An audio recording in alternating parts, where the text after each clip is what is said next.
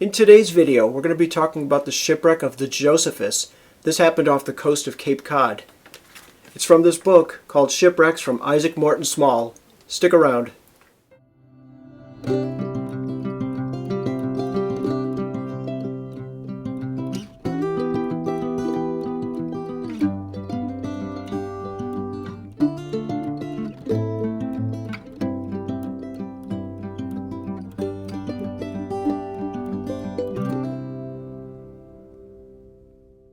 If you're new to our channel, please hit that subscribe button and the notification bell down below this video. If you would like to see more videos about shipwrecks, type yes in the comments below and let us know your thoughts. In 1849, a very young Morton Small observed the shipwreck of the Josephus off the coast of the Highlands. That's located in North Truro, Massachusetts. He witnessed this as a very young boy, and it's from this book called Shipwrecks.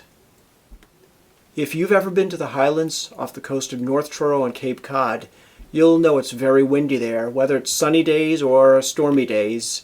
This will give you a little bit of an idea of what Morton Small viewed from this vantage point. We're here in North Truro, Massachusetts. This is the Highlands, and it's a windy, sunny day here. Behind me you can see the Atlantic Ocean, the edge of the cliff of the Highlands.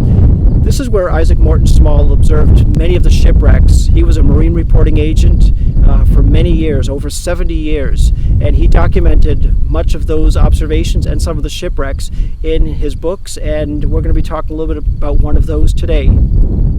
Morton Small is my first cousin thrice removed. He was a marine reporting agent where he observed and recorded the passing ships near the cliffs of the Highlands and reported that to Boston.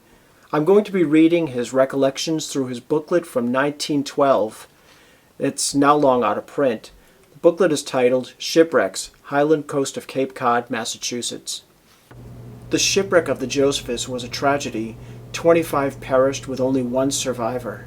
In his book Shipwrecks by Morton Small, we're going to read about the loss of the Josephus. It begins here. The first shipwreck of which I have any personal recollection was that of the British ship the Josephus, which occurred about the 1st of April, 1849. The terrible circumstances attending the destruction of this ship were so vividly impressed upon my childish mind, I was 4 years of age at the time, he wrote, that they are as plain in memory as though they had just occurred yesterday.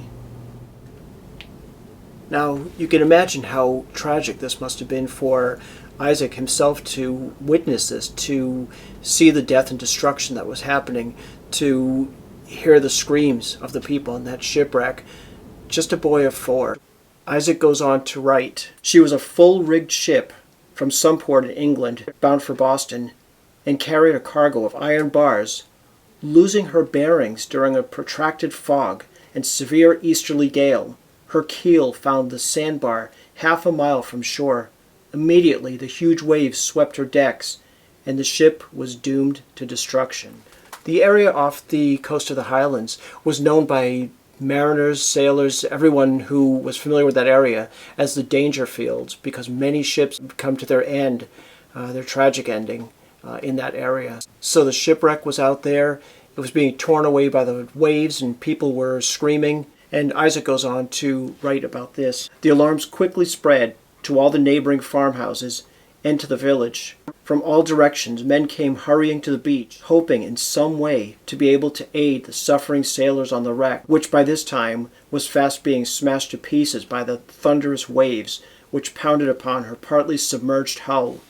Her masts had severely been torn from her decks, and with tangled rigging and strips of sail thrashing her sides in a constant fury, many of her crew had been crushed to death, and their bodies swept into the boiling surf. When the spars went down, others could be seen clinging to such portions of the wreck as yet remained above the angry waters, and their screams for help could be heard above the wild roar of the awful surf by the watchers on the shore, utterly powerless to render the least assistance." So as the Josephus was being torn apart and the people on board were screaming out at sea for assistance, there were 2 young men. They were on a fishing voyage earlier that day. They had just come back and they heard that there was a ship in peril. They were determined to get out to that ship. So they found a little dory, which is a little surf boat, and they took that. And amongst the protests of the rest of the village pleading with them not to go out to sea, so they got on and they headed into the water. Isaac writes more about that. So for the two who went to try to rescue them, they were stated as saying, "We cannot stand it any longer to see those poor fellows being swept into the sea, and we are going to try to reach them." Isaac continues to write, "Standing with my mother and holding by her hand on the cliffs overlooking the scene, I saw the little boat with the two men pulling bravely at the oars. They had hardly gone 50 yards from the shore when a great white cataract of foam and rushing water was hurled towards them. The next instant it buried men and boat under the sweeping torrent as it swept onward towards the beach, with the overturned dory riding its crest. Two human heads rose from a moment through the scathing sea, only to be covered by the next onrushing wave, and they were seen no more." Darkness soon settled over the terrible scene. The cries of the despairing sailors grew fainter and ceased, while the mad waves rushed unceasingly towards the shore. The watchers, believing that every sailor had perished, turned away and sought their homes with sad hearts. So the villagers all headed back to their homes. They felt this was a tragedy and it was over with. There were no survivors that they could see.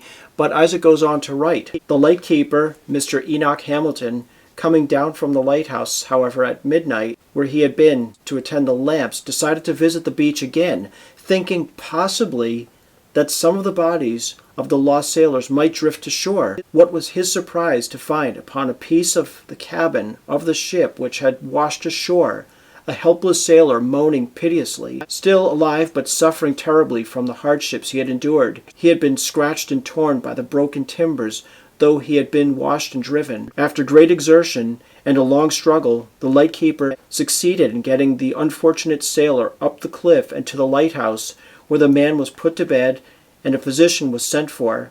He finally recovered, but he was the only man of that ship's company of 24 souls who escaped with life. These and the two men who attempted to rescue made a total death list in this disaster of 25 from that shipwreck of the Josephus." If you enjoyed this video, please give a thumbs up down below and leave a comment. Also, let us know what you would like to see. If you're interested in seeing more about shipwrecks or lighthouses, anything specific, just leave it right below in the comments and we'd love to hear from you. Thanks again. We'll see you next time.